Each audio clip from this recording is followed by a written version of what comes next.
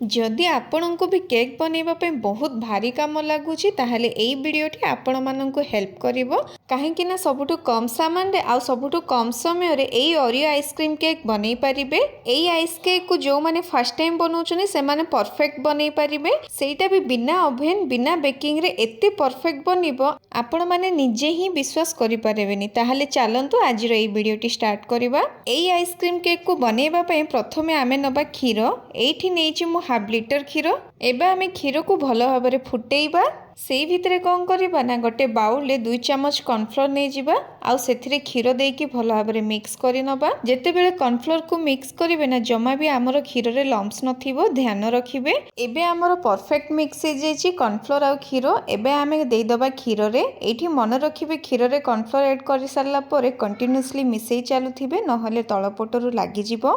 देखंतु क्षीर हमरो केते बढ़िया भाबरे बहलिया बनि गलानी। एई स्टेज रे कौन करिबा ना आमे ऐड कर दबा चीनी। एठी मु मीठा पे 1 कप चीनी नेछि। चीनी देकी भल भाबरे मिक्स कर दबा आउ 2 मिनिट पे मीडियम फ्लेम रे कुक कर दबा। एठी पाखा पाखी 2 मिनिट हे गलानी। एबे आमे गैस रो फ्लेम को ऑफ कर दबा आउ ठंडा हबा पे गोटे बड़ बाउल रे क्षीर को बाहर कर दबा आउ छाड़ी दबा भल भाबरे ठंडा हबा पे। सेई भितरे आमे रेडी करिबा आइसक्रीम केक को केमिति जमेइबा सेटा बिना मोल्ड रे। तो एठी देखंतु गोटे प्लास्टिक नेछि। एही भली गोटे प्लास्टिक रे चारि साइड रे सेलो टेप लगे कि गोटे राउंड शेप कर दबा। तापरे दुई साइड रे मध्य लंबा टेप लगे दबा। एठी देखंतु हमरो रेडी हे गला आइसक्रीम केक जमेइबा पई। एही भली सेलो टेप रे भल भाबरे लगे देबे। एठी देखि पारुथबे केते बढ़िया परफेक्ट बनिछि। एबे आइसक्रीम केक को बनैबा पई प्रथमे केक दरकार, किंतु मु एठी बिना बेकिंग रे बनैबी सेथिपई 2टी ओरियो बिस्कुट नेछि। आपण चाहिले अन्य कोनोसी बिस्कुट भी नै परिबे केक रो बेस पई। एई स्टेप हमरो बहुत इंपोर्टेंट अछि कारण हमर आइसक्रीम को भल भाबरे जमेइबा पे हेल्प करिवो। एठी मु ओरियो बिस्कुट को छोट छोट भांगी देबी हाथ रे एही भली। तापर ग्राइंडर जार रे ग्राइंड करि दबा पूरा पाउडर हेबा जाय। एठी देखंतु केते बढ़िया भाबरे हमर बिस्कुट पाउडर बनि गला। एबे कोन करिबा ना एथिरे बटर किंबा गुआ घिओ दे दबा। एठी मु गुआ घिओ नेछि, आपण चाहिले बटर भी यूज करि परिबे। तो मु एबे 2 चम्मच गुआ घिओ दे देबी। दे सारला परे भल भाबरे हाथ रे मिक्स करि देबी। भल भाबरे मिक्स कला परे देखुथिबे हमर बिस्कुट केते बढ़िया से बांधी हे जाउछि, ता माने हमर एटा परफेक्ट बनि जाइछि। एबे हमें दे दबा केक रो मोल्ड रे बिस्कुट गुंड को। तापरे भल भाबरे इवन कर दबा, गोटे लेयर दे दबा। एही भली ग्लास रे सबुआडे इवनली सेट कर दबा केक रो बेस बनैबा पई। एठी हमर रेडी हे गला बेस। एबे जदि चाहिबे 5 रु 10 मिनिट पई फ्रिज रे रखि परिबे। ता भितरे हमें रेडी करिबा आइसक्रीम।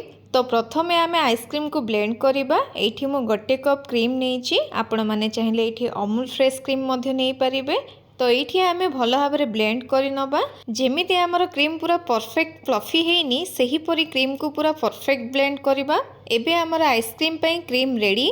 तो एठी देखंतु हमर क्षीर पूरा ठंडा हे जाइछि। एबे आमे कोन करिबा ना गोटे बड़ बाउल रे ढाली दबा, ता सहित व्हिपिंग क्रीम को मध्ये ढाली दबा। क्षीर और क्रीम को भल भाबरे पुणी थरे ब्लेंड करि दबा। भल भाबरे मिसी गला पर्यंत ब्लेंड करिबा जेमिति कि पूरा परफेक्ट क्रीमी टेक्सचर न आसिला जाय। तो एठी देखंतु हमर पूरा भल भाबरे मिक्स हे गलानी।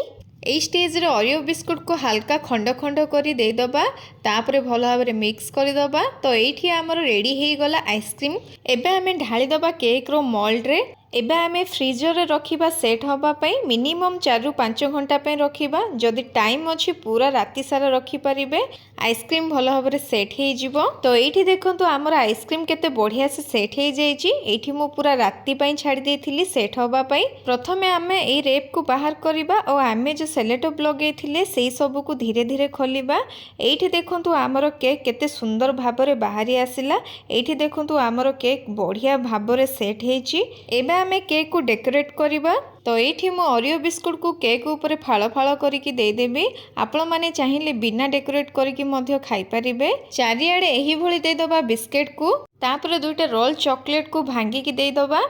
ता सहित ता ऊपर गोटे चेरी को दे दबा। तो देखंतु हमर रेडी हे गला ओरियो वाला आइसक्रीम केक बिना ओवन बिना बेकिंग रे केते कम समय रे बनी गला। ताहले आपण माने घरे गोटे थरो निश्चय बनांतु एई आइसक्रीम केक को। आ केमिति लागिला आपणकर अनुभूति मो सहित शेयर करंतु। ताहले आजि पई रहुची पुणी आसीबी आ गोटे नुआ रेसिपी नेकी सेई पर्यंत रहुची। धन्यवाद।